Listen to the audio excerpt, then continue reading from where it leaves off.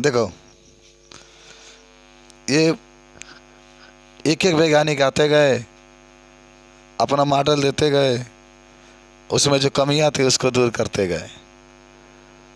तो इन सभी वैज्ञानिकों में बोर का जो परमाणु मॉडल था बड़ा फेमस था।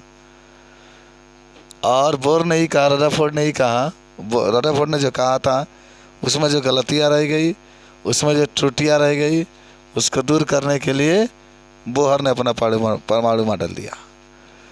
और देखो, रदरफोर्ड के परमाणु मॉडल की कमियों को दूर करने के लिए बोर ने सन 1913 ईस्वी में अपना परमाणु मॉडल दिया था। देखो, 1911 में रदरफोर्ड ने दिया था। अब 2 साल बाद ये बोर नामक वैज्ञानिक ने अपने परमाणु मॉडल दिया। और 3 बातें मुख्य रूप से इसमें याद रखेंगे।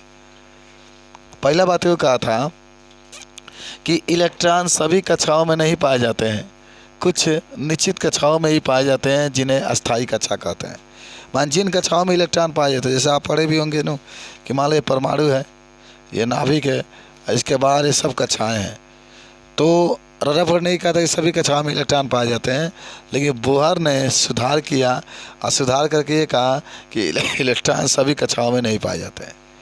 इलेक्ट्रॉन कुछ निश्चित कक्षाओं में ही पाए जाते हैं और जिसे अस्थायी कक्षा हम लोग कहते हैं। देखिए, हर एक कक्षा में इलेक्ट्रॉन नहीं पाए जाते। दूसरा, इलेक्ट्रॉन उन्हीं कक्षाओं में घूमते हैं, जैसे इलेक्ट्रॉन सभी कक्षाओं में नहीं घूमते हैं, इलेक्ट्रॉन उन्हीं कक्षाओं में घूमते हैं जिनका कोणीय संवेग h/2π यानी h/2π का पूर्ण गुणज होता है।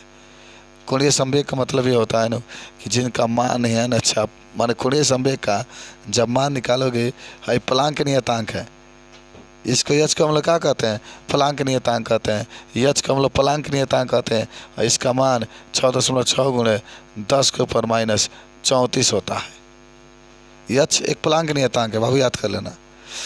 बट्टा में 2 पाई का मान तो आप जानते होंगे 3.14 होता है। पाई का मान अगर कोई पूछे आपसे, पाई है तो इसका मान 3.14 होता है। अब यन अगर द्वितीय कक्षा कहेगा तो यन का मान 2 रखेंगे, तृतीय कहेगा तो यन का मान 3, चतुर्थी कहेगा तो यन का मान 4, जौन कक्षा कहेगा उतना आप रखेंगे। तो अगर इसका मान इतने का गुणा जाता है, 2 4 6 8 का गुणा जाता है, माने जो इस नियम का पालन करेगा उसमें इलेक्ट्रॉन घूमते हैं, बाकी सब में इलेक्ट्रॉन नहीं घूमते हैं। और तीसरा, अच्छा आपने पढ़ा था कल, तो कहा था कि रदरफोर्ड ने कहा था कि इलेक्ट्रॉन जब एक कक्षक से दूसरे कक्षक में जाते हैं तो ऊर्जा का उत्सर्जन करते हैं, लेकिन इसमें ऊर्जा का उत्सर्जन नहीं होता है। माने इलेक्ट्रॉन जब एक कक्षा से दूसरे कक्षा में प्रवेश करता है तो ऊर्जा का उत्सर्जन नहीं करता है। इलेक्ट्रॉन जब एक कक्षा से दूसरे कक्षा में प्रवेश करता है तो ऊर्जा का उत्सर्जन नहीं करता है। तो इस तरीके से चीज़ों को आप क्या कर सकते हैं, बता सकते हैं। बोले कोई दिक्कत है? नहीं दिक्कत होना चाहिए।